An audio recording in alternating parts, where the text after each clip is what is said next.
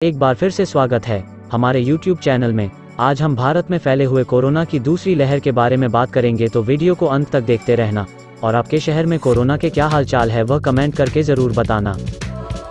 यार सब्सक्राइब करो ना टाइनी टेलीविजन को। I've just been handed an urgent and horrifying news story, and I need all of you to stop what you're doing and let's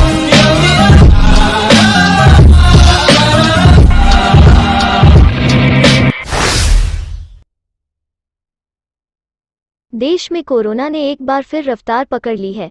Maharashtra, Punjab, Kerala, Karnataka, Tamil Nadu, Delhi और उत्तर प्रदेश समेत कई राज्यों में कोरोना वायरस के मामलों में लगातार बढ़ोतरी दर्ज की जा रही है। रोजाना दर्ज किए जाने वाले आंकड़े एक बार फिर 20,000 को पार कर गए हैं। अब तक देश के 20 से ज्यादा जिलों में नाइट कर्फ्यू या लॉकडाउन का ऐलान हो चुका है। इन सब के बीच प्रधानमंत्री नरेंद्र मोदी एक बार फिर बुधवार को सभी राज्यों के मुख्यमंत्रियों के साथ बैठक करेंगे। दोपहर 12:30 बजे वीडियो कॉन्फ्रेंसिंग के माध्यम से होने वाली यह बैठक काफ़ी अहम मानी जा रही है। कोरोना के तेजी से बढ़े रहे मामलों के बीच महाराष्ट्र, पंजाब और गुजरात में लॉकडाउन और नाइट कर्फ्यू जैसे कई पाबंदियां लगा दी हैं। रिपोर्ट्स की माने तो प्रधानमंत्री की मुख्यमंत्रियों संग बैठक में कोरोना को फैलने से रोकने के लिए कई और सख्त प्रतिबंधों पर बात हो सकती है। यानी कुछ और इलाकों में लॉकडाउन, नाइट कर्फ्यू और लॉकडाउन जैसे प्रतिबंध लगाए जा सकते हैं। हालांकि इसका फैसला तो कल होने वाली बैठक के बाद ही होगा। उधर महाराष्ट्र में मंगलवार को कोरोना के 17,864 नए मामले दर्ज किए गए और इस दौरान 87 लोगों की मौत हो गई। महाराष्ट्र में बीते कई दिनों से कोरोना के आंकड़े 15,000 से ज्यादा आ रहे हैं।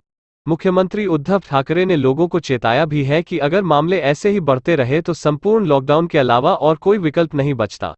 उन्होंने कहा था कि हम लॉकडाउन नहीं लगाना चाहते, लेकिन हमें इसके लिए मजबूर न करें।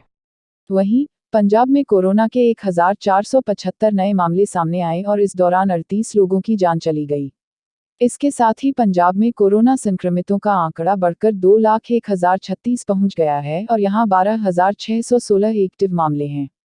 राज्य में अब तक 1,82,283 लोग इलाज के बाद ठीक हो चुके हैं। उधर केरल में कोरोना के 1,970 नए मामले सामने आए और इस दौरान 15 लोगों की जान चली गई।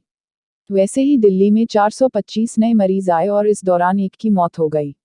मालूम हो कि महाराष्ट्र में कोविड-19 की दूसरी लहर की शुरुआत हो चुकी है, लेकिन मरीजों का पता लगाने, जांच करने, उन्हें एवं उनके संपर्क में आए व्यक्तियों को पृथक रखने पर बहुत सीमित सक्रिय प्रयास हो रहे हैं।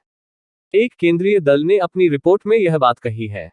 इस रिपोर्ट के आधार पर केंद्रीय स्वास्थ्य सचिव राजेश भूषण ने महाराष्ट्र सरकार को पत्र लिखा है और कहा है कि नाइट कर्फ्यू, वीकेंड लॉकडाउन जैसे कदमों का संक्रमण के प्रसार को रोकने पर बहुत सीमित प्रभाव है। ऐसे में राज्य से कड़ी निषिद्ध रणनीतियां अपनाने तथा निगरानी एवं जांच बढ़ाने पर ध्यान देने की अपील की जाती है।